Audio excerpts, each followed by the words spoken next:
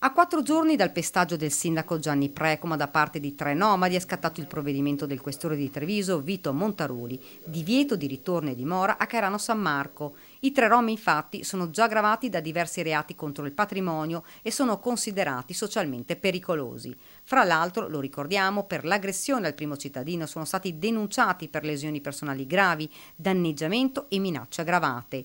Una prima risposta importante, spiega Precoma, che lunedì nominerà un legale. Sulla richiesta di incontro avanzata dall'Associazione Nazionale Roma è categorico: non intendo incontrarli. Gli fa eco il governatore Zaia, invitato anche lui al medesimo confronto. Ho visto un'agenzia con le dichiarazioni nella quale addirittura si fa, beh sì, ci sono più versioni, ma incontro di cosa facciamo?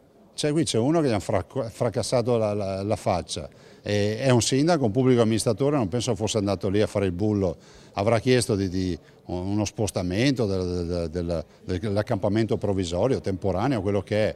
E peraltro mi risulta anche che si conoscessero, per cui non c'è nulla da fare incontri, da parte mia zero. Sulla vicenda è categorico. Guarda, io penso che innanzitutto la violenza sia sempre da condannare, senza se e senza ma, punto. Gianni Precoma poi fa un accenno al video pubblicato sui social da parte di uno degli aggressori che di fatto ironizza sul pestaggio. Mi fa ancor più rabbia, dice il sindaco, ma poi aggiunge: attendo che la legge dia delle risposte. Intanto ringrazio le forze dell'ordine, il prefetto ed il questore per quanto stanno facendo per me.